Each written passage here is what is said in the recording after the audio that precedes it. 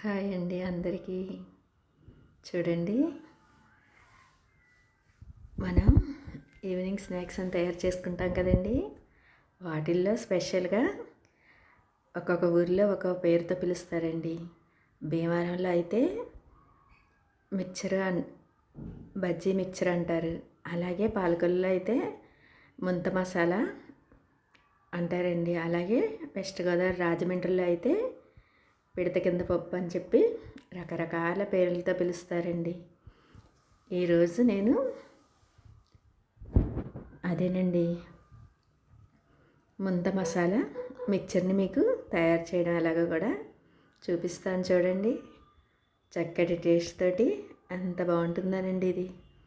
మనం బజ్జీలు రెగ్యులర్గా వేసుకుంటాం కదండి, దానినే మనం మిక్చర్గా తయారు చేసుకుంటే ఎంత బాగుంటుందో. అది కూడా ఇదిగోండి, ఈ విధంగా మనం అన్నీ రెడీ పెట్టేసుకుంటే చక్కగా తయారు చేసేసుకోవచ్చు. జీడిపప్పుతోటి తయారు చేస్తాం కాబట్టి ఇది.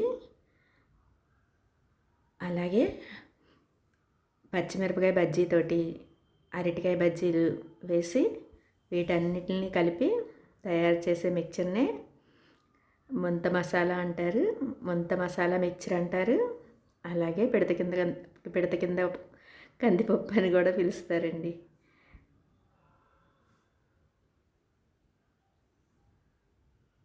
అలాగా వివిధ పేర్లతో పిలుస్తారు ఈ మిక్చర్ని. ఇప్పుడు నేను ఆ మిక్చర్ ఎలా తయారు చేయాలో మీకు చూపిస్తాను చూడండి. మొదట మనం చక్కగా శనగపిండి రెడీగా పెట్టుకోవాలి. అలాగే అరటికాయని పై తొక్కు తీసేసి దీనికి మనం బజ్జీలు పెద్ద పెద్దగా వేసుకుంటే తొందరగా తయారైపోతాయండి. లాస్ట్లో మిగిలిన పిండిని చిన్న చిన్న బజ్జీల్లా వేసేసుకుంటే మిక్చర్లో కలుపుకోవడానికి మనకి వీలుగా ఉంటాయి. అలాగే ఉల్లిపాయలు, పెద్ద ఉల్లిపాయలు 2 తీసుకుని సన్న తరుగులా కట్ చేసుకుంటే మిక్చర్లో చాలా బాగుంటాయి. అదేవిధంగా జీడిపప్పుని ఎక్కువ వేసుకోవాలండి దీంట్లోకి.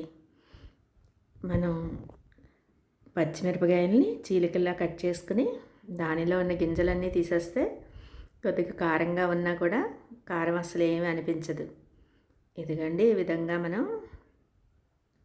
మొదట పొయ్యి మీద మూకుడు పెట్టి దానిలో ఆయిల్ వేసుకుని అది కాగేలోపు ఇదిగోండి పిండి ఈ విధంగా సిద్ధం చేసుకుందాము.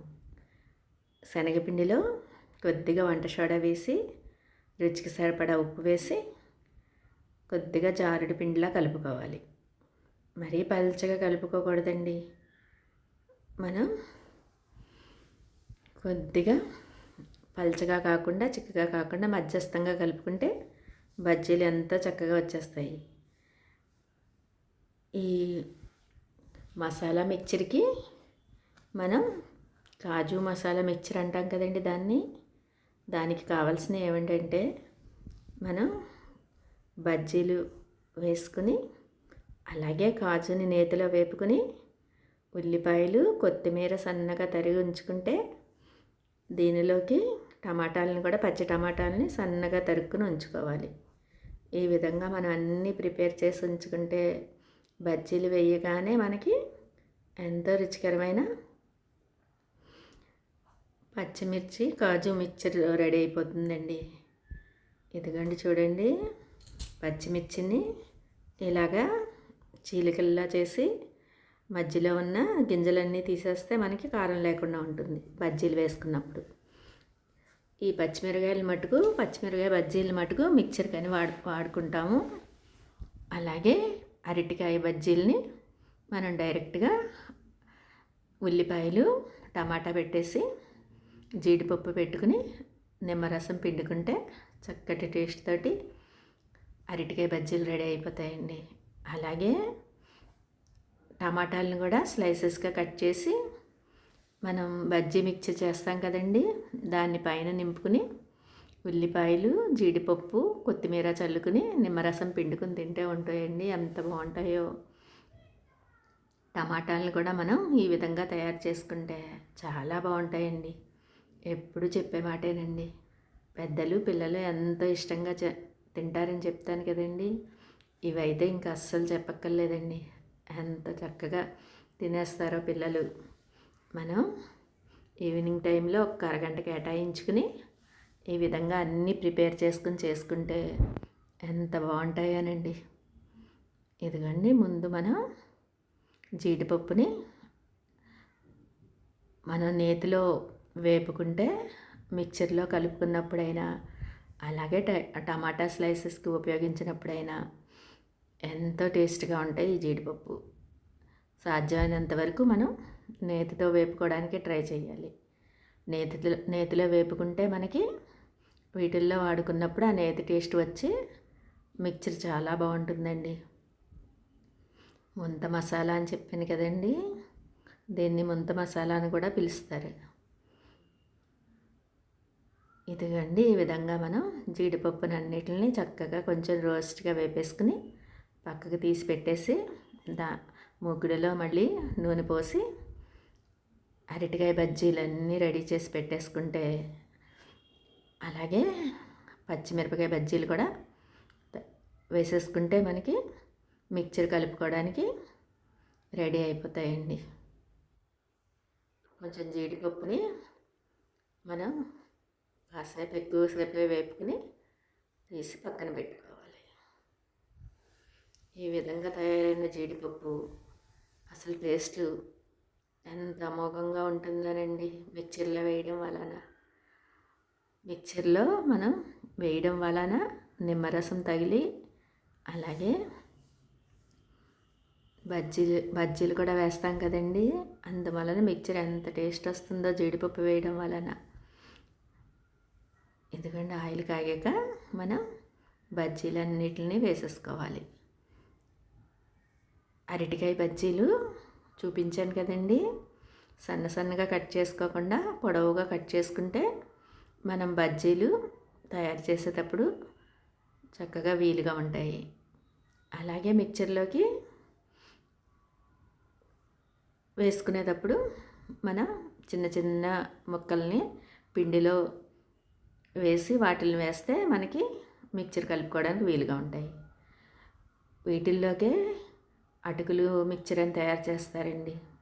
అలాగే ముంత మసాలా అని చెప్పాను కదండి, దాంట్లోకి మరమరాలు వేసి మిక్చర్గా తయారు చేస్తారు.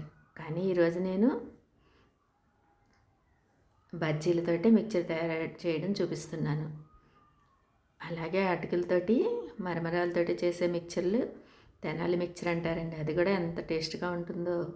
అటుకులు కూడా వేసుకోవచ్చు, లేదా దీంట్లోకి మరమరాలు కూడా వేసుకుని అలా కూడా తయారు చేసుకోవచ్చు. కానీ నేను ఈరోజు పూర్తిగా పచ్చిమిరపకాయ బజ్జీలతోటి అలాగే అరటికాయ బజ్జీలతోటి మిక్చర్ తయారు చేయడం మీకు చూపిస్తున్నాను. ఈ విధంగా మనం బజ్జీలని చక్కగా వేపేసుకుని తయారు చేసి పెట్టుకుంటే మిక్చర్ ఎంత సులువుగా తయారు చేసేసుకోవచ్చో. అది కూడా ఈవినింగ్ స్నాక్ అని చెప్పాను కదండి, ఈ స్నాక్ తయారు చేసుకున్నప్పుడు మనం ఎంతో టేస్ట్గా ఉండే దాల్చిన చెక్కతో టీ పెడతామండి.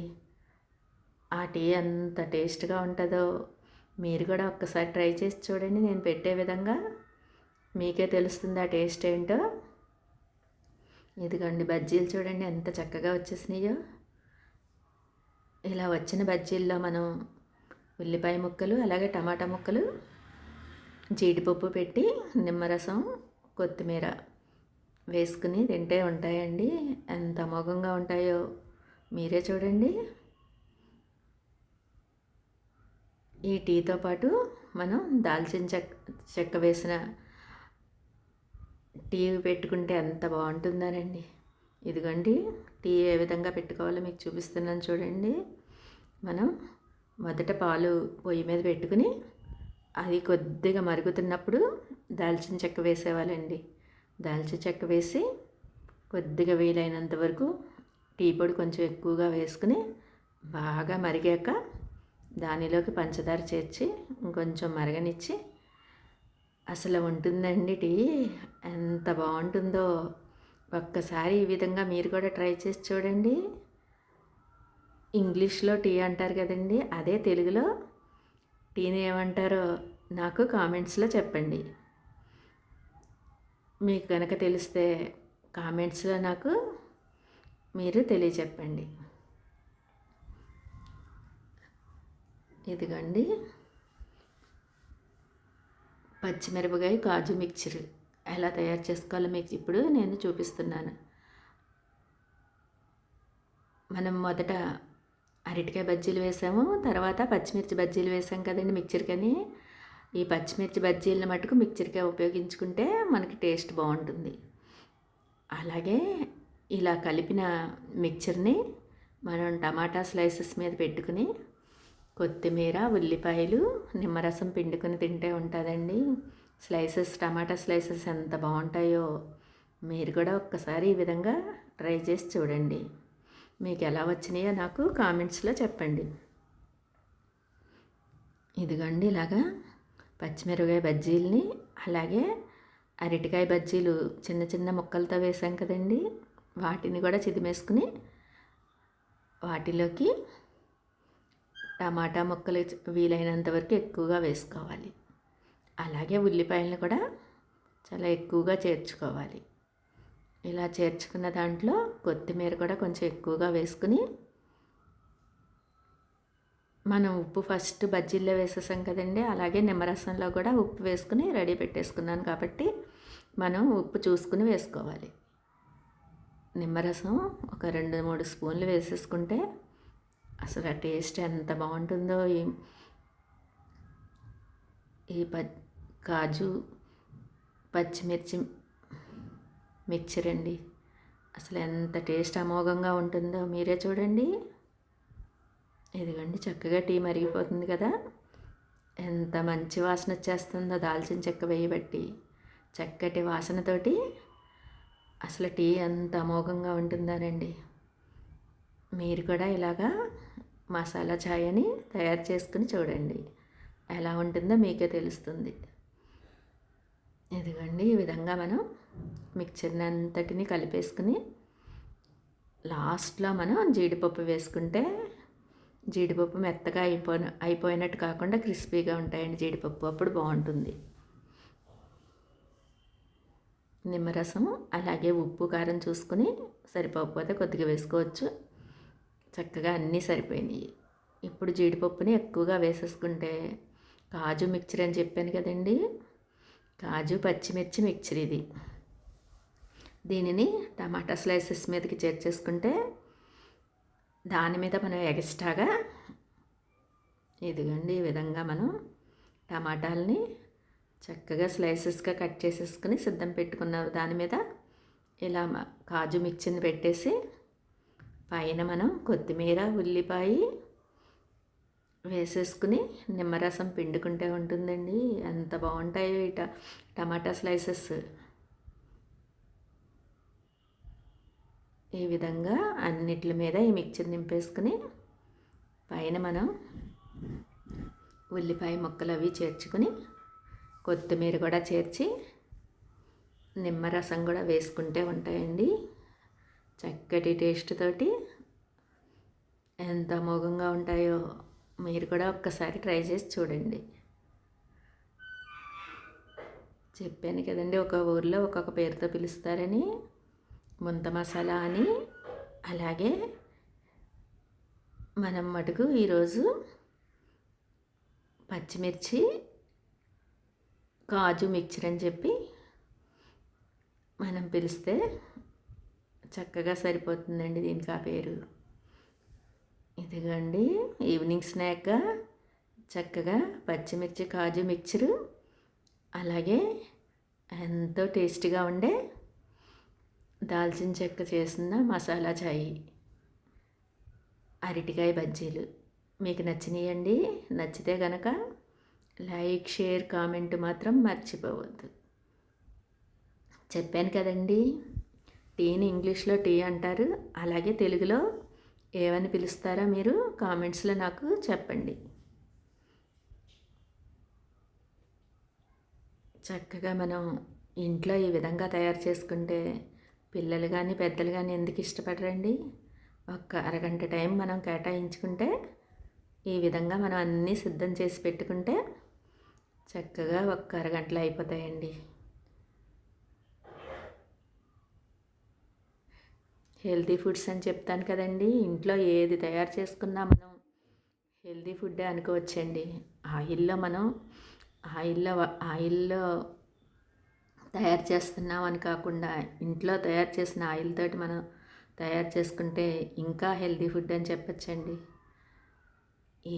ఏవైనా సరే తినే వాటిని మనం ఎంత ఆయిల్ ఉపయోగించినా కూడా ఇంట్లో తయారు చేసుకున్న వాటితో అయితే మనకి ఎంతో మేలే జరుగుతుంది, కానీ మనకి హాని మాత్రం జరగదండి. ఈ విధంగా మనం ఇంట్లో తయారు చేసి పెడితే పిల్లలకు కానీ పెద్దలకు కానీ ఆరోగ్యం ఎంత బాగుంటుంది, అలాగే చక్కటి ఆహారం చేసుకున్న అన్న తృప్తి కూడా మిగులుతుందండి. ఈ విధంగా మీరు కూడా ట్రై చేసి మీకు ఎలా కుదిరినాయో నాకు కామెంట్స్లో చెప్పండి. లైక్, షేర్, కామెంట్ మాత్రం మర్చిపోవద్దు. Thank you.